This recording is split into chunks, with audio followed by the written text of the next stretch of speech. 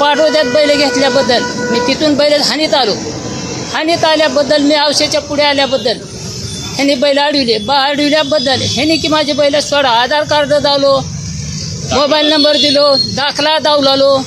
बरं ही कुणी माझं ऐकाय तयार नाही. मग ऐकना बी झाल्याच्या बाद मी म्हणलो की बाबा माझं 40 एकर रान केलेलं आहे. मी काय असा खटके धंदा केलेला नाही, काय नाही. माझ्या गळ्यात पांडुरंगाची माळ आहे. मी काय कुठं धंदा नाही. माझे बैल की पैसे देऊन तिथून आणल्याबद्दल ही म्हणते की तुम्ही खटके धंदा करता. खटके धंदा मालकरी माणूस करतो का? अरेस्ट केला.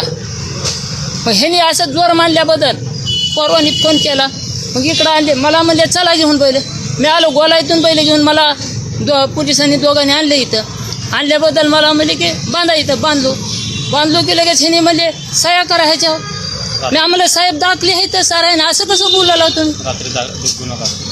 त्या टायमाला मलेच बहिणी ऐकत जे आहे ते त्यांच्या मनात करूच लय. बसा म्हणजे इथं तुम्ही सकाळ पोचतो. तुम्ही येऊ नका, काय नाही, इथेच राहा. तुमच्या पोरवाला बोलवा, आधार कार्ड बोलवा, मोबाईल नंबर द्या, दाखले घ्या. आम्ही द्यायला बी तयार आहोत. सारे गुन्हा दाखल काय केलेत का? केले गुन्हा दाखल माझ्या. पेपर कॉपी काय दिली का? मला नाही द्यायला. एफआर कॉपी दिली नाही ना, काहीच दिली नाही. बैल की हाय तर ती गोरक्षणला वाट लावली ह्यानी.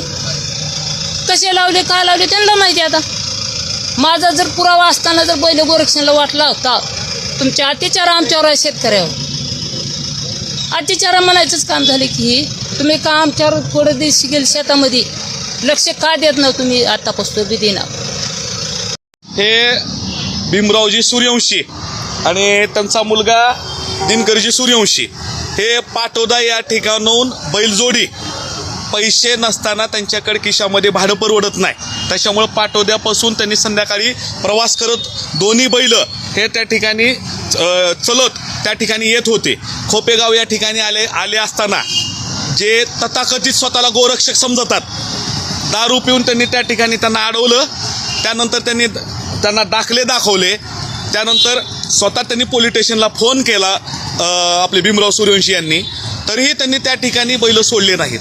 म्हणजे हे जे शेतकऱ्यावर त्या ठिकाणी अन्याय चालू आहे, मी या गोरक्षकच्या नावावर जे काळे धंदे करणाऱ्यांना सांगू इच्छितो, आपण इथून पुढं कुठलाही शेतकऱ्याला त्या ठिकाणी त्रास त्या तुमचा होता कामा नये. अन्यथा आम्ही त्याच्या विरुद्ध त्या ठिकाणी आवाज उठवल्याशिवाय राहणार नाही. आता जर आपण पोलीस स्टेशनमध्ये प्रत्येक बघितलं की प्रकरणं, आता मला सांगा, धड धाकट जनावर त्या ठिकाणी चलत येऊ शकतं का हो? तिथून दंड धाकट चलत त्या ठिकाणी जनावर चलत येते आणि भाकड जनावर चलत येऊ शकतं का? आपण त्याची शहनिशा करावी. दारू पिऊन तुम्हाला कुणीही अधिकार त्या ठिकाणी गाड्या थांबवायचा दिलेला नाही. इथून पुढं जर शेतकऱ्यांना त्या ठिकाणी नाहक त्रास जर झाला तर आम्ही उलट गुन्हे दाखल करून आम्ही त्या ठिकाणी एक चळवळ त्या ठिकाणी आम्ही त्यांच्या तथाकथित गोरक्षकाविरोधात आम्ही त्या ठिकाणी उभी करू.